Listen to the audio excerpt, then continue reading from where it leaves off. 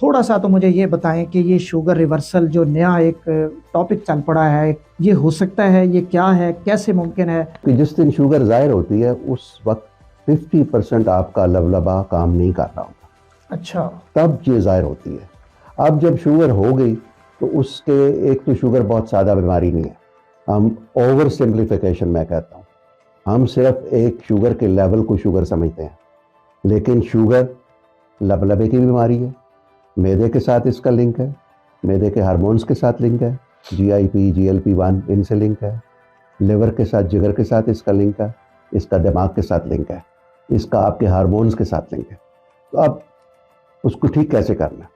मोटापे को कम करना है, लाइफस्टाइल मॉडिफिकेशन में वॉक करनी है, तो उससे भी काम हो जाएगी।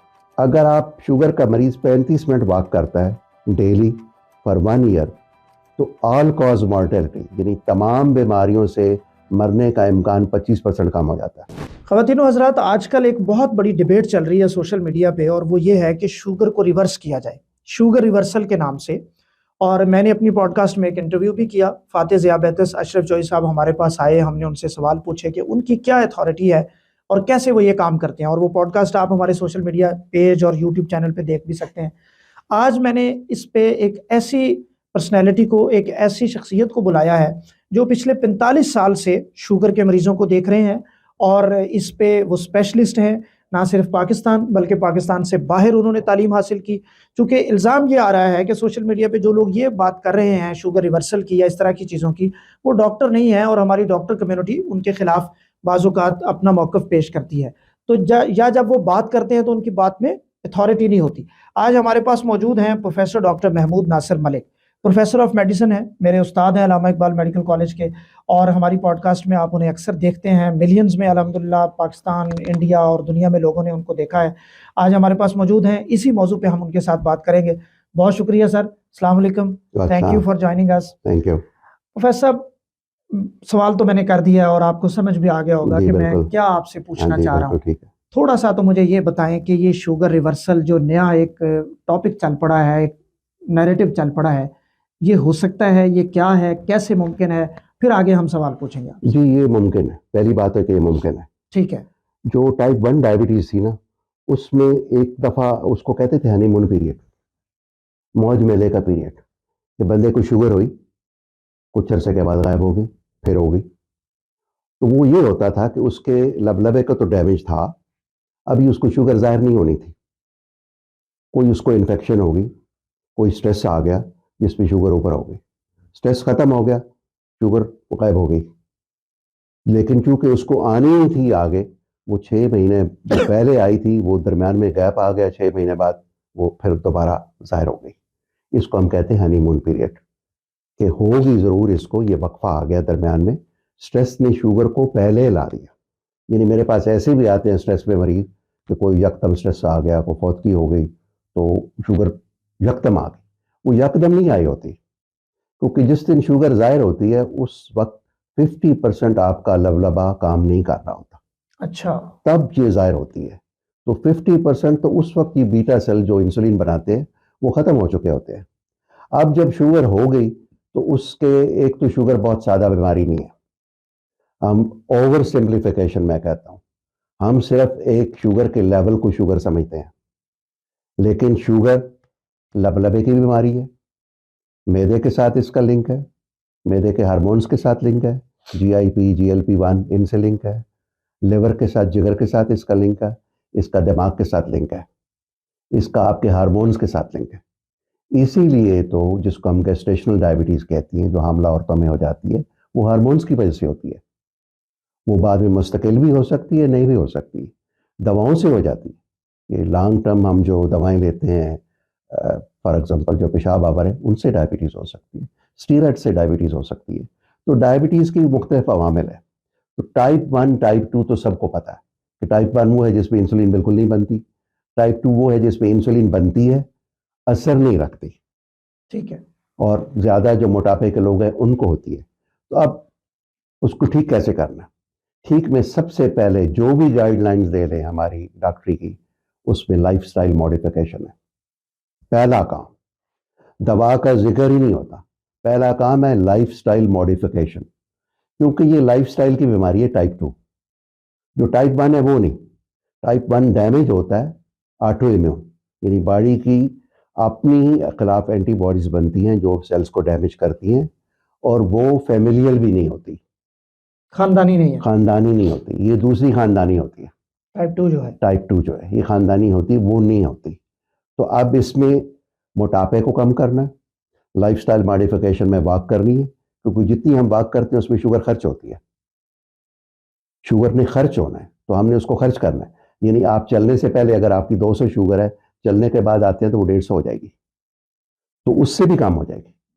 तो हमने लाइफस्टाइल में कार्बोहाइड्रेट को, नशास्ते को कम करना है, रोटी को कम करना है, चावल को कम करना है, आलू को कम करना है, जो यकदम इस तरह की जो भी निशास्ता है उसको कम करेंगे, वजन को कम करेंगे, वाक को बढ़ाएंगे, फैट को कम करेंगे। तो दो चीजें, एक को कहते हैं ग्लूकोटॉक्सिसिटी, यानी ग्लूकोज जो है वो डैमेज करती है लबलबे को। दूसरी चीज है लाइपोटॉक्सिसिटी, कि जो चर्बी बढ़ती है या मोटापे में भी चर्बी की मिकदार है, वो चर्बी लबलबे में भी चढ़ी हुई है। जब भी चर्बी जहां बढ़ती है वो साइटोकाइंस रिलीज करती है जो उसके अंदर सोजिश पैदा कर देते हैं।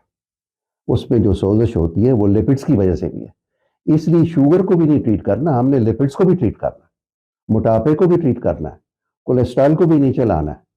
तो कोई भी ऐसा शुगर वाला बंदा नहीं है जिसको फैटी लिवर डिजीज ना हो, क्योंकि उसके अंदर वो फैट स्टोरेज हो रही है। ये मेटाबॉलिक डिजीज है, ये नहीं मेटाबॉलिक सिंड्रोम जो हम कहते हैं, बल्कि अब एक नई टर्म आ गई मेटाबेसिटी, कि वो मेटाबॉलिक इवेंट भी है और साथ ओबेसिटी, मोटापा भी चल रहा है। तो उसके साथ जितने भी मोटे लोग होते हैं जिनकी बहुत 40 से ऊपर कमर है, उनमें शुगर भी थोड़ी सी बड़ी होती है, ब्लड प्रेशर भी बड़ा होता है, ट्राइग्लिसराइड भी बड़े होते हैं। तो अब रिवर्सल कैसे हो सकती है? एक तो ये कि वेट कम हो जाए।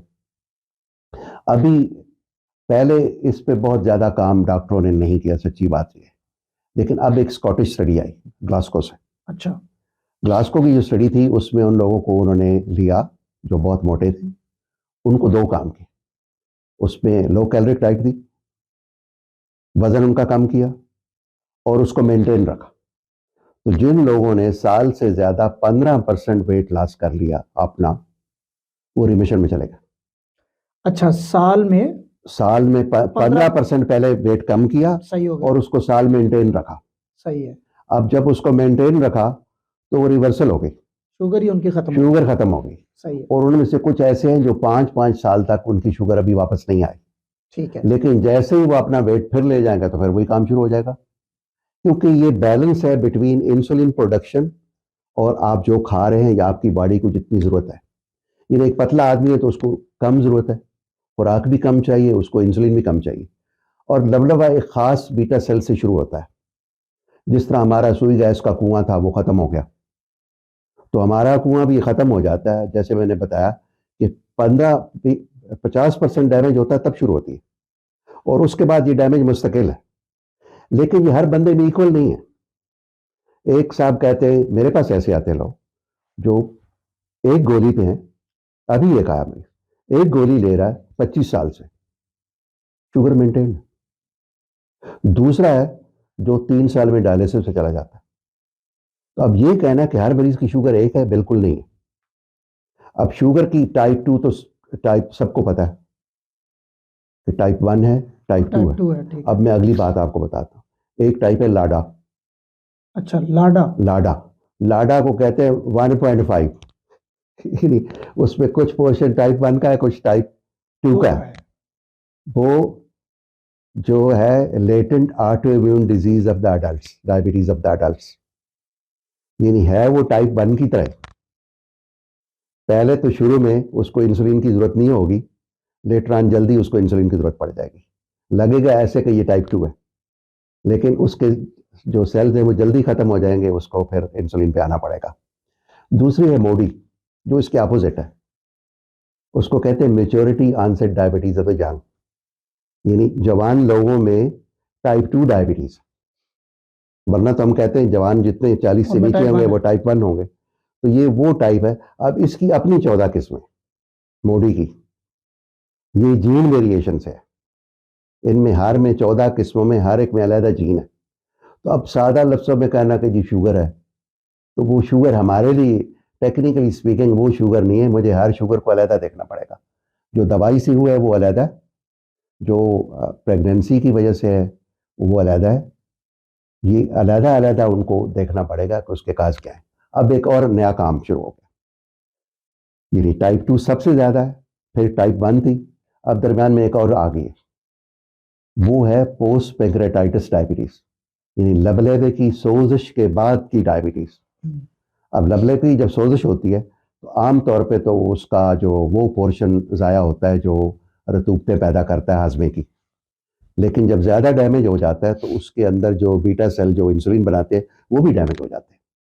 इसी तरह साथ अल्फा सेल भी डैमेज हो जाते हैं, ग्लूकागॉन बनाते हैं जो शुगर को बढ़ाते हैं। तो वो अब ये आप पहले नंबर पे टाइप 2 है, दूसरे नंबर पे ये है, तीसरे नंबर पे टाइप 1 है।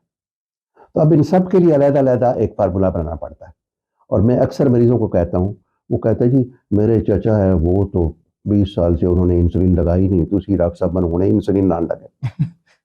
तो ये डिपेंड करता है कि वो मरीज किस स्टेज पे है और उसका जो लबलबे का फंक्शन है कितनी तेजी से डैमेज हो रहा है। अब जिसका नहीं हुआ वो 18 साल से मौज कर रहा है, दूसरा वो है जो 3 साल में डायलिसिस पे चला गया। अब उसको, अब ये जो 18 साल चला इसका मतलब उसकी मामूली डायबिटीज थी ना, उसकी किस्म ही कोई और, उसकी किस्म ही और थी, उसकी किस्म और थी। वो खुराक से कंट्रोल हो जाएगी, उसको करनी खुराक से चाहिए थी शुरू में। मुमकिन है उसको 18 साल तक खुराक के बगैर वो खुराक के ऊपर चलता जाता, क्योंकि सबसे पहला काम लाइफस्टाइल मॉडिफिकेशन, सबसे पहला काम वेट रिडक्शन है, सबसे पहला काम आपके फैट्स को और खुराक को बेहतर करना और वॉक करना। अगर आप शुगर का मरीज 35 मिनट वॉक करता है डेली फॉर 1 ईयर तो ऑल कॉज मॉर्टेलिटी यानी तमाम बीमारियों से मरने का इम्कान 25% कम हो जाता है। वाह, अगर एक दोबारा बताएं सर, शुगर का मरीज अगर 35 मिनट डेली वॉक करता है, ब्रिस्क वॉक करता है, ठीक है, वो अपनी शुगर को खर्च कर रहा है और आपने जो उसकी बाकी बॉडी है उसको बेहतर कर रहा है, तो उसकी ऑल कॉज मॉर्टेलिटी यानी चाहे फालज है, चाहे हार्ट डिजीज है, चाहे कोई भी किसी वजह से मरने का इम्कान 25% कम हो जाता है। तो मैं लोगों को कहता हूँ कि ये फर्ज है। और फिर अगली बात मैं बड़े मासूमाना तौर पे करता हूँ कि फ़र्ज़ का मतलब है कि एक दिन अगर आप छोड़ेंगे तो अगले दिन फ़र्ज़ का कज़ा भी देनी पड़ेगी, ये इतनी ज़रूरी है। आप कज़ा भी दें, ये नहीं कि आप एक दिन छोड़ा तो अच्छा रहने दें, नहीं, उस दिन अगले दिन डबल करें, 70 मिनट करें। आप देख शुगर किसको है। अब मेरे पास आता है ना, तो मैंने कहा जी आप मोहतरम आप तो ये चाह रहे हैं कि गोली मैं खाऊं शुगर आपकी ठीक हो जाए। शुगर आपको है, गोली मैं खाऊं, गोली मैं खाऊं तो आपकी ठीक हो जाएगी, ऐसा हरगिज नहीं होगा। ये शुगर आपको है, आपने ही मेहनत करनी। तो अब बात यह है कि जब उनको पूरी तरह समझाया जाए, जो हमारे पास टाइम कम होता है, तो फिर वो बात मान भी जाती। एक अम्मा जी मेरे पास आती थी कि मर जाना इंसुलिन नहीं लानी, मैं उनके साथ लगा रहा क्योंकि उनको इंसुलिन की ज़रूरत थी। तो तकरीबन 6 महीने बाद उन्होंने हथियार डाल दिए कि तू जो करना कर ले, तो उनको इंसुलिन पे डाल दिया। तो हमारी तरफ से भी एक परसिस्टेंस होनी चाहिए कि भाई ये करना, ये आपने करना, ये आपने करना। तो जब इस तरह करते जाएंगे तो फिर yes reversal of diabetes is possible, बिल्कुल। ये स्कॉटिश स्टडी बिल्कुल मौजूद है, ये नेट के ऊपर मौजूद है, लोग देख लें इसको, Scottish study of reversal of diabetes, तो ये मौजूद है। अब जाहिर है कि हम ऐसे ज़बानी बात नहीं डॉक्टर कर सकते, जब तक उसका कोई साइंसी प्रूफ नहीं होगा उसके अलावा बात नहीं हो सकती। अब इसका साइंसी प्रूफ मौजूद है और उसके ऊपर दुनिया में काम हो रहा है और जगहों पर भी हो रहा है। वो सारे इसी पे आ रहे हैं कि जो बहुत ज़्यादा मोटापे के लोग हैं या जिनको अब GLP-1 ये ओज़ेम्पिक वगैरह दी गई हैं और जिनका वेट कम हो जाता है, उनके साथ भी ऐसे ही उनकी डायबिटीज़ भी जो प्री डायबिटिक है वो ख़त्म हो जाती है। तो असूली तौर पे हमें एक्शन तब लेना चाहिए जब प्री डायबिटीज़ है। जब हो जाती है तो जैसे मैंने बताया वो तो 50% तो लबलबा पहले ही चला गया। अच्छा प्रोफेसर साहब, आपने वॉक का बताया है कि 35 मिनट वॉक करें रोजाना और जितने भी अमराज हैं जिससे डेथ हो सकती है वो 25% बिल्कुल कम हो जाते हैं। बिल्कुल। चलो ये भी बता दें आप, ये भी बड़ा अहम सवाल है कि किस टाइम वॉक करें शुगर का जो मरीज है। ये बहुत मज़ेदार सवाल आपने पूछा, मुझसे भी लोग पूछते हैं, तो मैं उनको कहता हूँ रात 1 बजे करें। अच्छा करें, पहली बात है कि ये सवाल जो है ना, वो कहता है कब करें, सुबह करें, दोपहर करें, शाम करें, ये सूरत बकरा वाला ही काम है कि कौमे मूसा की वो तरह। कैसा होगा, गाय कैसी होगी, रंग कैसा होगा, ठीक है। फला कैसा होगा, ये वो बहाने हैं ना करने के। तो करें, जहां से मर्जी टाइम निकालें। ठीक है। हाँ, रात 1 बजे करें, अपनी छत पे करें, 35 मिनट करें। ये वही मैं बता रहा हूँ कि मरीज को अपना इंचार्ज खुद भरना चाहिए। अब हम कहते हैं कि डॉक्टर फैसिलिटेटर है, आपकी सहूलत कार है, इलाज आपने करना। एक मेरे पास मरीज आता है जो रात को फ्रिज खोल के पूरा डाउंगा कस्टर्ड का खा जाता है, अब मैं उसका हाथ नहीं रोक सकता। तो हम मशवरा कार है, मशवरे पे अमल उसने करना है, मरीज ने करना है, और बाकी जो करते हैं वो बहुत फायदे में रहते हैं। वो अब फ्रूट के बारे में है या जो भी चीजें हैं वो फिर पूछे भी सही। और होता ही है ना, एक बंदा आ गया वो कहता है जी मुझे वो चाट दे दें, खाने वाला। खाने कब पीने से की। शुगर है? 20 साल से। मैंने कहा मोहतरम मैं आपको नहीं दे रहा। वो नाराज हो गया। मैंने कहा नाराज होने की कोई बात नहीं, 20 साल में अगर आपको नहीं पता चला कि क्या खाना है, आपको तो 20 बंदों को आगे बताना चाहिए क्या खाना है, क्योंकि आपको अपने बारे में पता होना चाहिए आपने क्या खाना है। और आपका जो अपना तजर्बा है वो आप इस्तेमाल करें लोगों पे कि मैं ये खाता हूँ तो ये हो जाता है, मैं ये नहीं खाता तो ये हो जाता है। जिस तरह मोहतरम आपके जो बता रहे लोगों को कि जी आप खुराक में ये कम करें, तो अपना तजर्बा बता रहे हैं, बहुत अच्छी बात है। अब लेकिन इसमें ये बात ज़रूर है कि हर शुगर एक नहीं होती। उनको भी अपने पास वो कह रहे हैं ना, हमने डॉक्टर रखे हुए, आपने वो भेजी तो मैंने देखी है, वैसे मैंने नहीं देखा था उनको, आपने वो भेजी तो वीडियो मैंने देख ली कि ये क्या बात है। तो बिल्कुल ये सही बात है कि जितना वो कम करेंगे हम ग्लूकोज उसका इंटेक निशास्ते का, उतनी शुगर आपकी कम होगी। उतनी आपके अंदर अगर इतनी इंसुलिन मौजूद है जो उसको कंट्रोल कर सकती है, तो बाहर से आपको इंसुलिन की या गोलियों की जरूरत ही नहीं है। गोली की जरूरत तब पड़ेगी जब आपके अंदर शुगर और आपके अंदरूनी इंसुलिन का बैलेंस खराब हो जाएगा।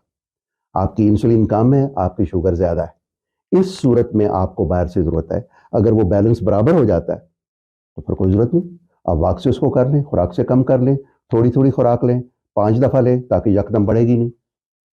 अब हम 2 रोटियां, कल ही एक साहब है वो कहते हैं मैं तो 3 रोटियां खाता हूँ रात को, दोपहर को नहीं खाता। तो मैंने उनको ये कहा कि जनाब आप 3 ही खाएं, लेकिन इनको डिवाइड कर लें, एक सुबह, एक दोपहर, एक शाम। जब 3 खाएंगे तो लामाला बढ़नी बढ़नी, और वो बढ़ेगी तो वो नुकसान देगी। तो उसको कंट्रोल में रहना बहुत जरूरी है। अब जो इंसुलिन पंप्स बने वो इसलिए बने, इंसुलिन पंप लग जाता है, वो सेंसर भी है उसमें कि ग्लूकोज कितनी है, उस पर आपने इंसुलिन डाली है, वो उस हिसाब से इंसुलिन देता जाता है और शुगर को एक लेवल पे रखता है। वो जज भी करता है शुगर कितनी है, और साथ साथ इंसुलिन भी देता जाता है जितनी जरूरत है। इसको इंसुलिन पंप कहते हैं। ये अब जो ब्रिटल डायबिटिक्स है, यानी जिनकी बहुत कंट्रोल अच्छी नहीं होती, उनको यूरोप में दी जा रही है, इंसुलिन पंप मिलता है उनको। हमारे यहाँ भी हम बहुत अच्छी इंसुलिन आ गई जो डिफरेंट किस्म की हैं, एनालॉग इंसुलिन उनको कहते हैं। तो ये इंसुलिन ऐसी हैं। अब वो जो GLP-1 है जो ओज़ेम्पिक वैरायटी का, वो इंसुलिन नहीं है। तो वो कहते हैं नई इंसुलिन आ गई, वो इंसुलिन नहीं है बहरहाल, लेकिन वो वजन कम करती है, शुगर को कंट्रोल करती है। यस, वो अपने अपने तरीक़ेकार से करती है, इंसुलिन अपने तरीक़ेकार से करती है, गोलियाँ अपने तरीक़ेकार से करती हैं। तो अब गोलियाँ और इंसुलिन क्यों मिक्स करते हैं कि हर एक का अपना अपना काम है। कुछ जिगर पे असर कर रही है, कोई मसल्स पे असर कर रही है, कोई लबलबे पे असर कर रही है। ये सारी चीज़ें मिक्स होके होती हैं। तो ये बहुत ज़रूरी बात है कि हम उसको पहले डिसाइड करें, इसकी उम्र कितनी है, इनकी डिमांड्स कितनी है, इनके साथ साथ बीमारियां कितनी हैं। फॉर एग्जांपल, जो बंदा है उसको गुर्दों का मर्ज है और वो शुगर पे है, एक दिन मेरे पास आता है 6 महीने बाद, ये मैं फलां हकीम के पास गया, मेरी तो शुगर बिल्कुल ठीक हो गई। हकीम साहब ने जो दवाई दी, उन्होंने उनका यूरिया डबल कर दिया। अब जो बॉडी की इंसुलिन है 40% वो मेटाबोलाइज होती है किडनी में। अब किडनी, चूंकि किडनी फेल हो गया, वो ही इंसुलिन बढ़ गई, बाहर तो निकल नहीं रही, उसकी अपनी डिमांड पूरी हो गई। बल्कि ऐसे भी हमारे मरीज होते हैं, वो बड़े खुश होते हैं मरीज, लो जी हमारी तो शुगर गोलियां खत्म हो गई।